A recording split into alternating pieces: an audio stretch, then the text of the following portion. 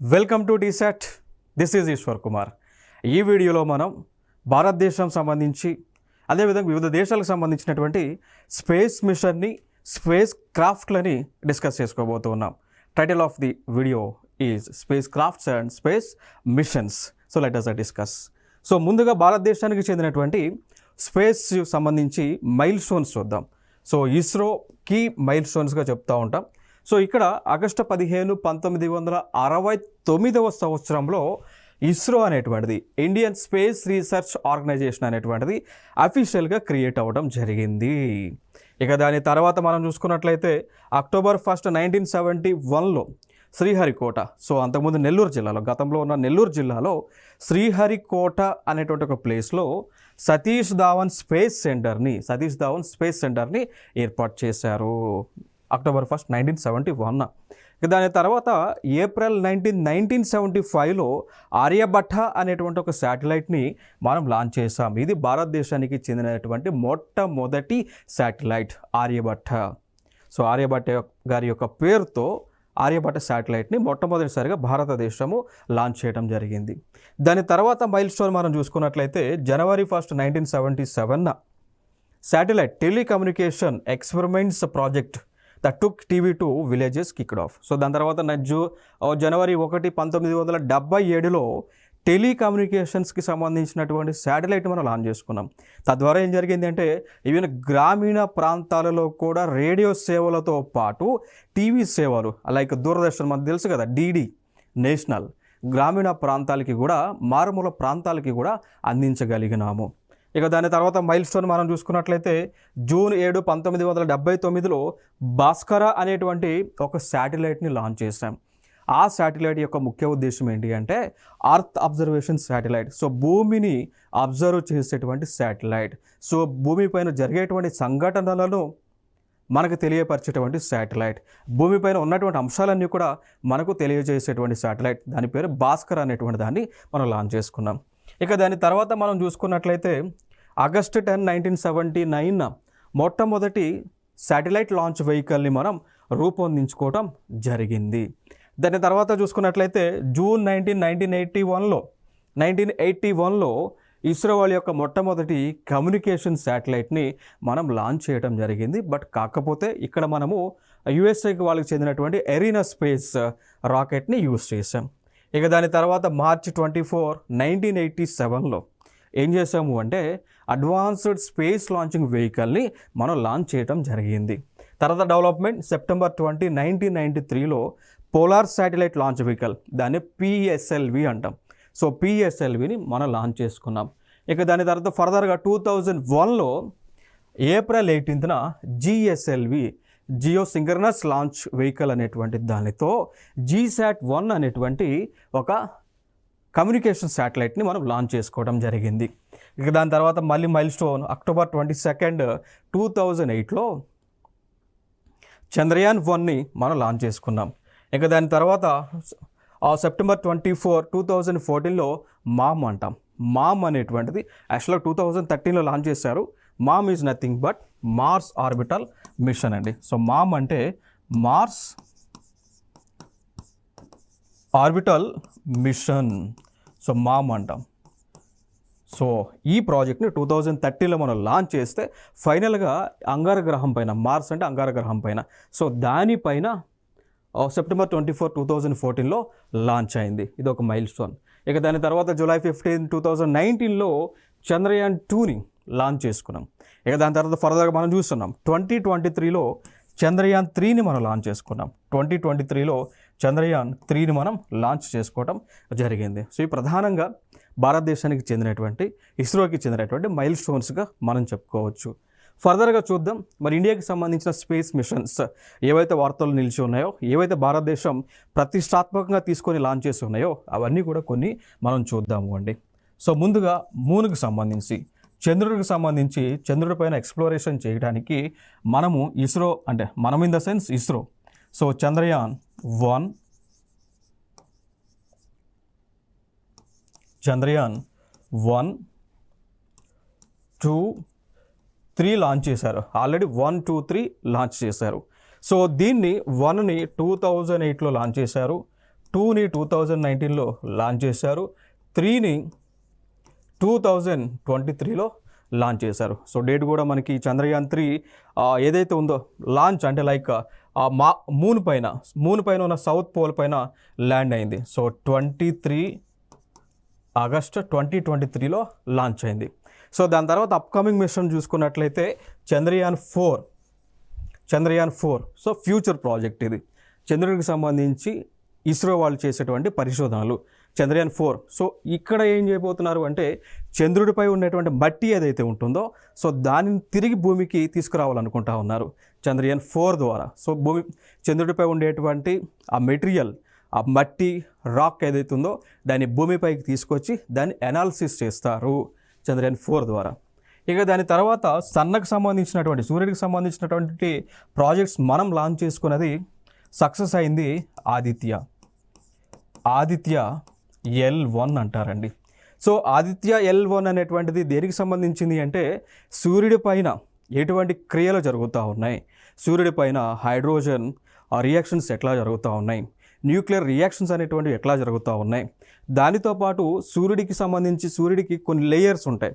Like for ఎగ్జాంపుల్గా తీసుకుంటే సూర్యుడికి ఉన్నటువంటి లేయర్ కరోనా అంటాం, ఇది అవుటర్ లేయర్. సన్నకు ఉన్నటువంటి అవుటర్ లేయర్ ఏదైతే ఉంటుందో దాని పేరు కరోనా. ఈవెన్ కరోనా వైరస్కి కూడా ఈ కరోనా వైరస్ అని ఎందుకు పేరు పెట్టారు అంటే అది సూర్యుడి యొక్క ఆకారంలో ఉంటుంది కాబట్టి. నెక్స్ట్ అంశం అంటే ఈ కరోనా లేయర్ ఏ విధంగా, ఇప్పుడు ఫర్ ఎగ్జాంపుల్ సన్ అనుకుంటే సన్నకి ఈ విధంగా ఉంటుంది పై లేయర్, మనకి కంటికి కనిపించదు కానీ బట్ మనకి టెలిస్కోప్స్తో చూస్తే సూర్యుడికి పైన లేయర్ ఈ విధంగా ఉంటుంది. ఈ షేప్నే కరోనా అని పిలుస్తూ ఉంటారు. అందుకు కరోనా వైరస్ కూడా, ఆ కరోనా వైరస్ యొక్క షేప్ కూడా ఈ విధంగా ఉంటుంది కాబట్టి కరోనా వైరస్కి కూడా కరోనా అని పేరు పెట్టడం జరిగింది. ఇక దాని తర్వాత సన్నకు ఉన్నటువంటి లేయర్స్ కరోనా అంటాం, క్రోమోస్పియర్ అంటాం,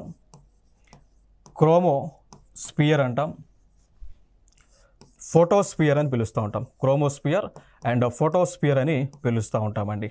క్లియర్ కదా? సో ఈ లేయర్స్కి పరిశోధన చేసేటువంటి ప్రాజెక్టే Aditya L1. Already Indian government launch చేసింది, మనం సక్సెస్ అయ్యాం. దీన్ని లాంచ్ చేసింది కూడా 2023లోనే. సో 2023లోనే లాంచ్ చేయడం జరిగింది, ఇది ఇంపార్టెంట్. దాని తర్వాత ఇంకొక ప్రాజెక్ట్, దాన్ని మనం అంటాము వీనస్ అని. సో దాన్ని వీనస్ గ్రహానికి సంబంధించింది. క్లియర్ కదా? సో వీనస్ని తెలుగులో ఏమంటామంటే శుక్రగ్రహం అంటాం. తెలుగులో శుక్రగ్రహం, తెలుగులో ఏమని పిలుస్తాము అంటే శుక్రగ్రహం అని తెలుగులో మనం పిలుస్తూ ఉంటాము అండి. సో వీనస్, సో ఈ ప్రాజెక్ట్ పేరునే పిలుస్తూ ఉన్నారు శుక్రయాన్ అండి.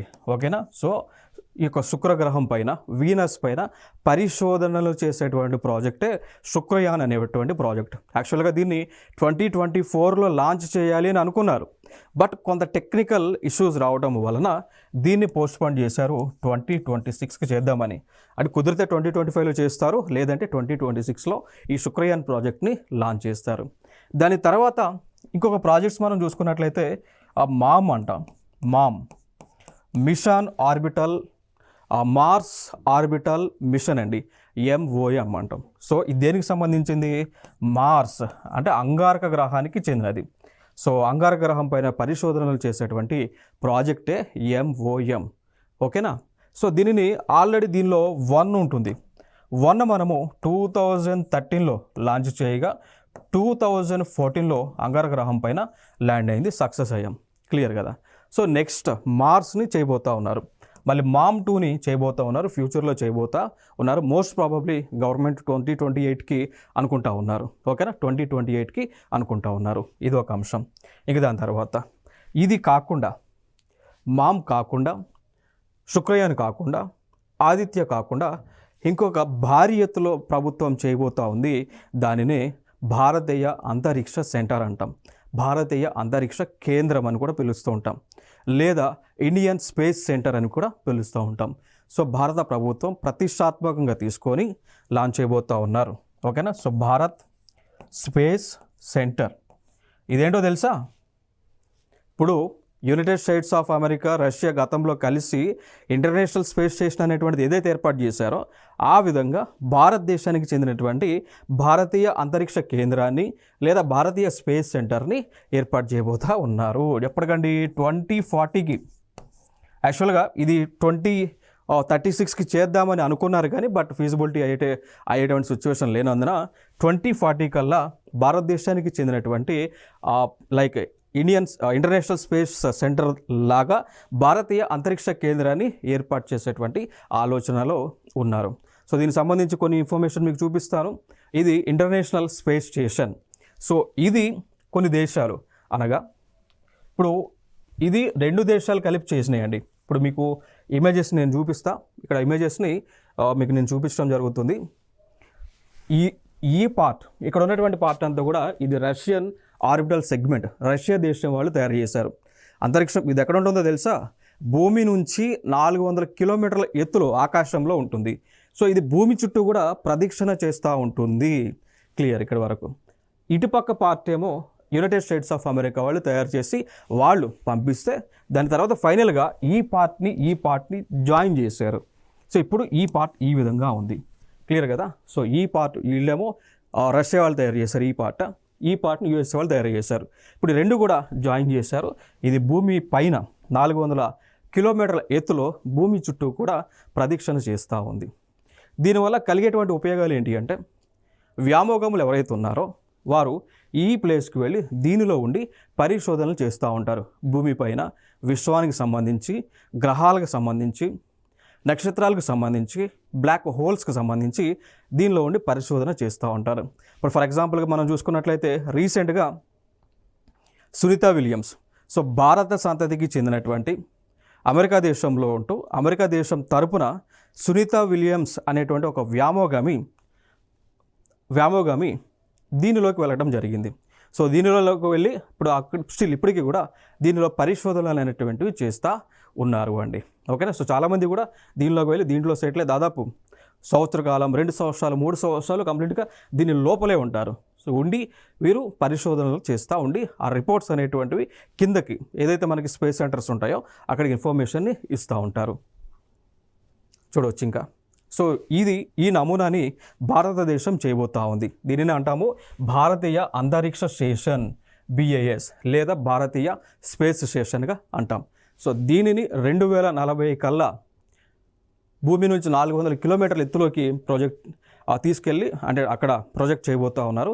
సో ఇక్కడ నుంచి భారతీయ శాస్త్రవేత్తలు దీనిలోకి వెళ్ళి పరిశోధనలు చేస్తూ ఉంటారు అండి. క్లియర్.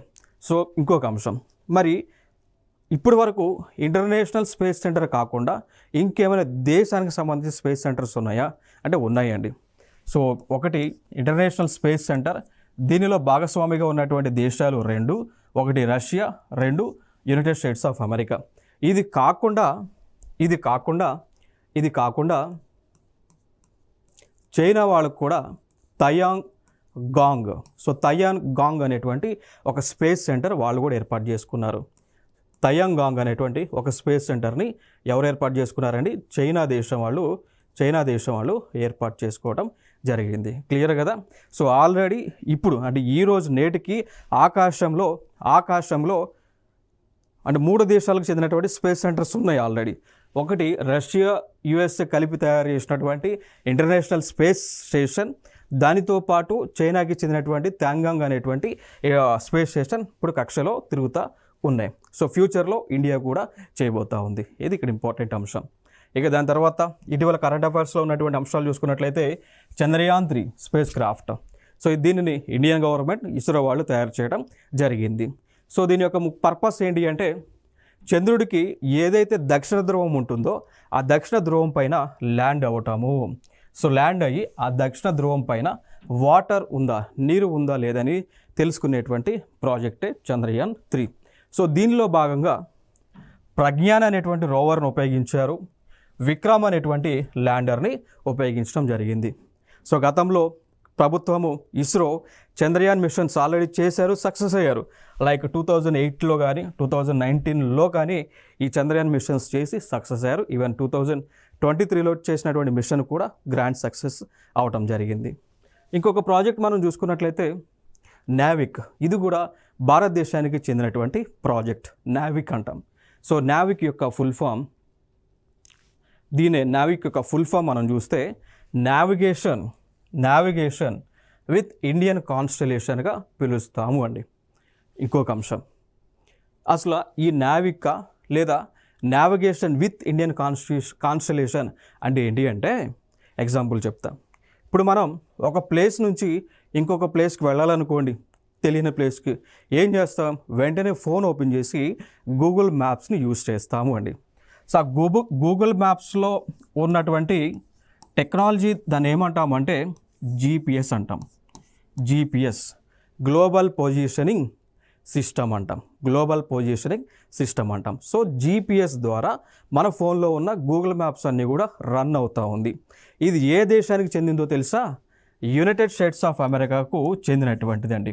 సో ఇది యుఎస్ఏకి చెందింది. సో మనం ఇండియాలో గూగుల్ మ్యాప్ యూస్ చేసుకుంటున్నాము అంటే దానికి యూస్ చేసినందుకు ఛార్జెస్ మనం యుఎస్ఏ వాళ్ళకి చెల్లిస్తూ ఉన్నాం. క్లియర్ కదా? So GPS belongs to United states of America. ఇంకొక అంశం ఇంకా ఫర్దర్గా గ్లోనెస్ అని ఉంటుంది, లేదా గ్యాలిలియో అని ఉంటుంది. సో గ్యాలిలియో అనేటువంటి ఇంకొక నావిగేషన్ సిస్టమ్ ఉంటుంది. మరి ఇది ఏ దేశానికి చెందినటువంటి నావిగేషన్ సిస్టము అంటే ఇది యూరోపియన్ యూనియన్కి చెందినటువంటిది అండి. సో ఇది యూరోపియన్ యూనియన్కు చెందినటువంటిది. సో యూరోపియన్ యూనియన్కు చెందినటువంటి నావిగేషన్ సిస్టమ్. దాని తర్వాత మనం చూసుకున్నట్లయితే గ్లోనాస్ అనేటువంటి వ్యవస్థ ఉంటుంది. ఇది కూడా సేమ్ జీపీఎస్ లాగే నావిగేషన్ వ్యవస్థ అండి. దాని తర్వాత బైదు అనేటువంటి వ్యవస్థ ఉంటుంది. సో ఇది చైనా దేశానికి చెందినటువంటి వ్యవస్థ అండి. ఇట్లా ఈ మాదిరిగా ఈ నావిగేషన్ వ్యవస్థలు ఉన్నాయి. అందుకోసం భారతదేశానికి కూడా స్వదేశీ సాంకేతికతతో డెవలప్ చేసినటువంటి ఈ జీపీఎస్ లాంటి వ్యవస్థ ఉండాలి అని ఈ నావిగేషన్ లాంటిదే డెవలప్ చేశారండి. నావిగేషన్ విత్ ఇండియన్ కాన్స్టలేషన్ అని. ఓకేనా? So it is an alternative to GPS. ఇది అంశం. ఫైనల్గా జీపీఎస్ లెక్క ఇండియాకి నావిక్ అనేటువంటి వ్యవస్థ ఉంది. ఇంకొక అంశం ఏంటి అంటే జీపీఎస్ కంటే హై పవర్ఫుల్ మన దగ్గర ఉన్నటువంటి నావిక్ వ్యవస్థ. సో జీపీఎస్ ద్వారా భూమి సర్ఫేస్ పైనకి ఎంతవరకు ప్రొజెక్ట్ చేయగలము అంటే 40 మీటర్స్ వరకు, అప్రాక్సిమేట్గా 40 మీటర్ల వరకు మనం ప్రొజెక్ట్ చేయగలం. ఓకేనా? సో భూమిపైన ఏదైనా అంశాన్ని మనం చూడాలంటే శాటిలైట్స్ ద్వారా 40 మీటర్ల ఎత్తు వరకు ఉన్నటువంటి అంశాన్ని చూడగలం జీపీఎస్ ద్వారా. బట్ ఇండియన్ గవర్నమెంట్ డెవలప్ చేసిన నావిక్ను ఉపయోగించి భూమిపై కింద సర్ఫేస్ ఉంటుంది కదా, అక్కడ వరకు 20 మీటర్స్ వరకు కూడా యాక్యురసీతో ఫోకస్ చేసి చూడగలము అండి. మీకు తెలుసో లేదు, ఇప్పుడు శాటిలైట్ ఉపయోగించుకొని భూమిపైన ఎక్కడెక్కడ ఏమేమి ఉన్నాయో కనిపెడుతుంటాం. ఈవెన్ పోలీస్ డిపార్ట్మెంట్ వాళ్ళు కూడా జీపీఎస్ ఉపయోగించుకొని, ఇప్పుడు ఫర్ ఎగ్జాంపుల్ ఏదైనా వెహికల్ పోయింది అనుకోండి, ఆ జీపీఎస్ మ్యాప్స్తోనే ఆ వెహికల్ సెర్చ్ చేస్తూ ఉంటారు. అవి ఎక్కడెక్కడ ఉన్నాయి, ఏ ప్లేసెస్లో ఏమేమి ఉన్నాయని సెర్చ్ చేస్తూ ఉంటారు. క్లియర్ కదా? సో అంటే భూమి సర్ఫేస్ వరకు ఆ ఫోకస్ అనేటువంటిది 40 మీటర్స్ ఎత్తు వరకే కరెక్ట్గా ప్రొజెక్ట్ చేయగలదు జీపీఎస్. బట్ ఇండియాకి చెందింది 20 మీటర్స్ వరకు కూడా ఆ ఫోకస్ చేయగలదు. క్లియర్ కదా? సో 20 మీటర్ల వరకు కూడా ఆ ఫోకస్ చేయగలిగినటువంటి కెపాసిటీ అయితే ఉండటం జరిగింది అండి. ఓకేనా? సో ఇది ఇక్కడ ఇంపార్టెంట్ అంశం నావిక్ సంబంధించింది. నెక్స్ట్ సో ఇదండి, దీనికి సంబంధించి లైక్ శాటిలైట్స్ని ఏర్పాటు చేశారు. అంటే శాటిలైట్స్ లేకుండా అయితే ఈ నావిక్ పనిచేయదు కదా. సో దీనికి సంబంధించి మొత్తం కూడా ఇనిషియల్గా అయితే 7 శాటిలైట్లు అనుకున్నారు. బట్ ఇప్పుడు 11 శాటిలైట్ను లాంచ్ చేయడం జరిగింది. ఈ ప్లేసెస్లో పెట్టారు. సో ఈ భూమి చుట్టూ కూడా తిరుగుతూ భారతీయులకు కావాల్సినటువంటి ఇన్ఫర్మేషన్ని అందిస్తూ ఉంటుంది. బట్ కాకపోతే ఈ నావిక్ వ్యవస్థ కావాలి, ఇప్పుడు మన ఫోన్స్లో జీపీఎస్ ఉంది కానీ నావిక్ లేదు. కారణం ఏంటి అంటే నావిక్కి సపరేట్ సాఫ్ట్వేర్ ఉండాలి. అందుకోసం ఇప్పుడు మనకున్న ఫోన్స్లో నావిక్ సపోర్ట్ చేయదు. సో గవర్నమెంట్ ఆఫ్ ఇండియా ఏమనేది అంటే 2025 కల్లా భారతదేశంలో అమ్మేటువంటి ఫోన్లు నావిక్ యాప్ని సపోర్ట్ చేసే విధంగా డెవలప్ చేయండి అని వివిధ ఫోన్లు తయారు చేసేటువంటి కంపెనీలకు గైడ్లైన్స్ ఇచ్చారు అండి. సో 2025 నుంచి నావిక్ యాప్ని మన ఫోన్లో మనం యూస్ చేసుకొని ఇక జీపీఎస్ తీసేసి మన సొంత నావిగేషన్ వ్యవస్థని మనం వాడుకోవచ్చు. Important information. నెక్స్ట్ చూసాం కదా. సో నావిక్ లాంటివే ఈ నావిగేషన్ సిస్టమ్స్ వివిధ దేశాల్లో ఉన్నాయి. ఫర్ ఎగ్జాంపుల్గా తీసుకుంటే జీపీఎస్ గ్లోబల్ పొజిషనింగ్ సిస్టమ్ అంటాం. జీపీఎస్ గ్లోబల్ పొజిషనింగ్ సిస్టమ్ అంటాం. ఇది యుఎస్ఏకి చెందింది. గ్లోనాస్ అంటాం, రష్యాకు చెందింది. బైదు అన్న చైనాకి చెందింది. నావిక్ అన్నాం, నావిక్ దీన్ని ఇంకొక పేరుతో మనం పిలుస్తాం Indian regional navigation satellite system అని కూడా పిలుస్తామండి. సో ఇది ఇండియాకి చెందింది. గెలీలియో యూరోపియన్ యూనియన్కి చెందింది. దాని తర్వాత క్వాసీజెనిత్ శాటిలైట్ సిస్టమ్ QZSS అంటాం. ఇది జపాన్ దేశానికి చెందినటువంటి వ్యవస్థ. క్లియర్ కదా, ఇంపార్టెంట్.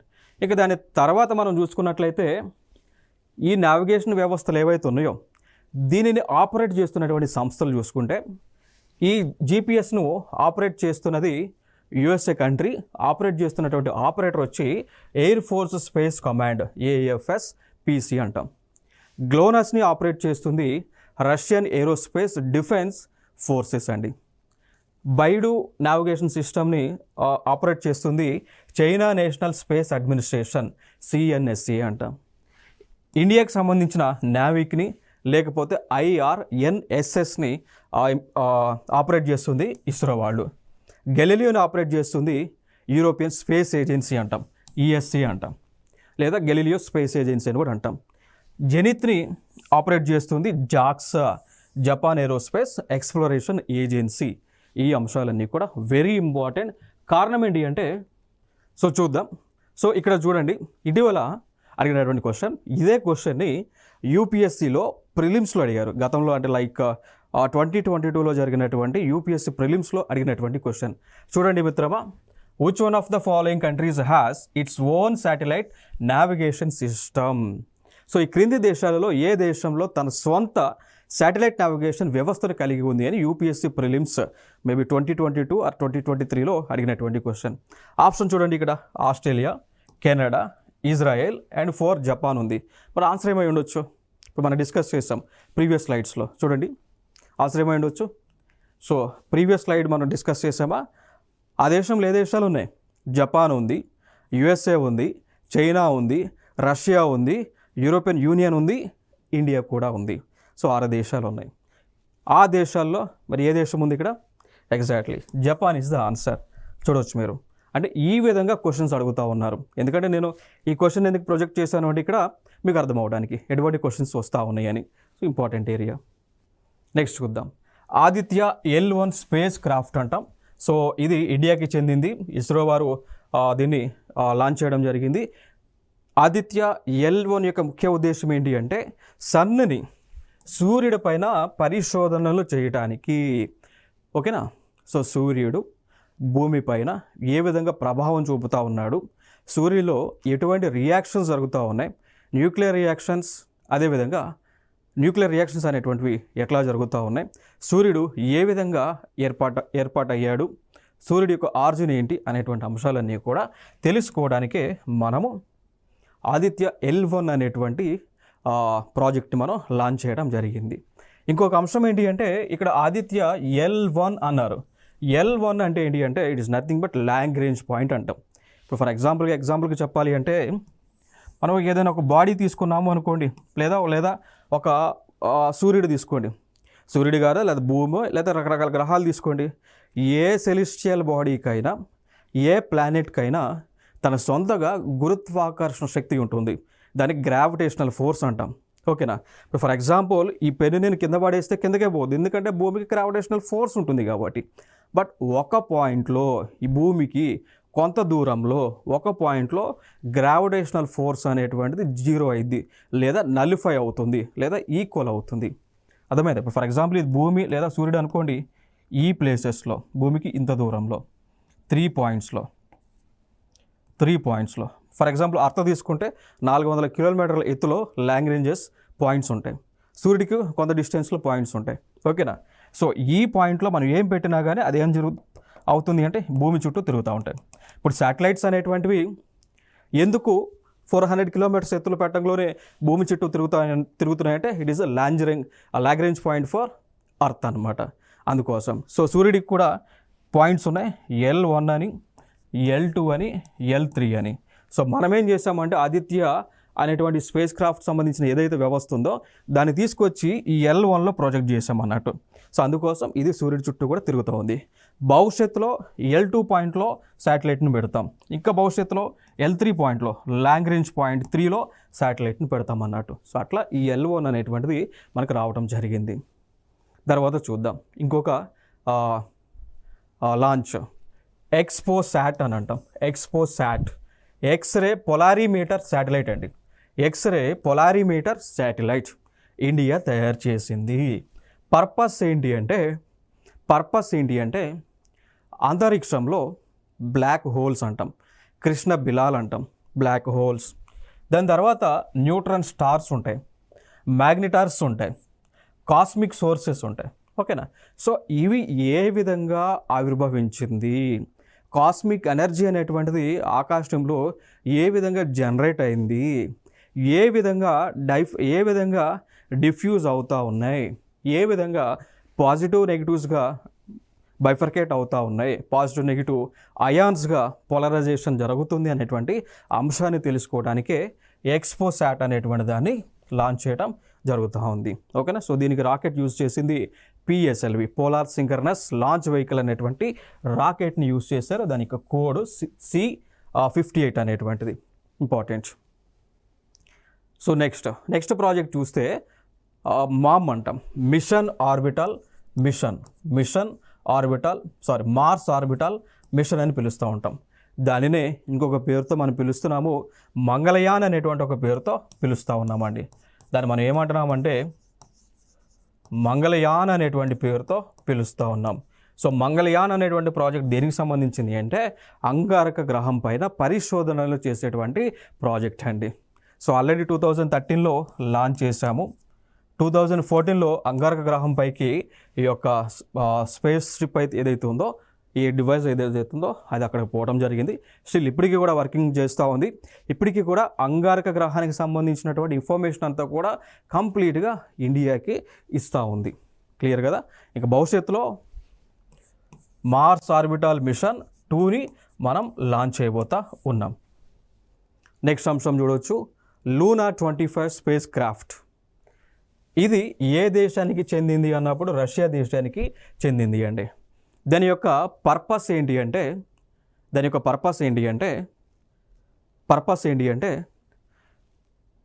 మూన్ ఏదైతే ఉందో చంద్రుడు ఎవరైతే ఉన్నారో చంద్రుడికి ఉన్నటువంటి సౌత్ పోల్ పైన ల్యాండ్ చేయటం. ఇప్పుడు ఇది మూన్ అండి. మూన్కి నార్త్ పోల్ ఉంటుంది, సౌత్ పోల్ ఉంటుంది. భూమికి లెక్క నార్త్ పోల్, సౌత్ పోల్ ఉంటుంది. సో సౌత్ పోల్ పైన వాళ్ళ ఈ యొక్క స్పేస్ క్రాఫ్ట్లను లాంచ్ చేసి అక్కడ పరిశోధనలు చేసేటువంటి ప్రాజెక్ట్ లూనా 25. ఇది ఇస్రో వాళ్ళు ప్రారంభించినటువంటి Chandrayaan 3 at a time launch చేస్తారు. బట్ ఇండియాకి చెందిన చంద్రయాన్ 3 సక్సెస్ అయింది, రష్యాకి చెందినటువంటి లూనా 25 ఫెయిల్ అవటం జరిగింది. సో ఇండియా సక్సెస్ చేసింది, రష్యా ఇక్కడ ఫెయిల్ అవటం జరిగింది. సో ఇది కూడా సౌత్ పోలే. ఇంకొక అంశం ఏంటి అంటే ఇక్కడ చంద్రయాన్ 3 ఏదైతే మనం మాట్లాడి ఉన్నామో, చంద్రయాన్ 3 యొక్క ల్యాండర్ కానీ రోవర్ కానీ చంద్రుడి యొక్క సౌత్ పోల్ పైన ల్యాండ్ అయింది అండి. సో ఇక్కడ ప్రపంచంలోనే చంద్రుడి యొక్క సౌత్ పోల్ పైన, దక్షిణ ధ్రువం పైన ల్యాండ్ చేసినటువంటి దేశంగా భారతదేశం మొట్టమొదటి స్థానంలో ఉంది.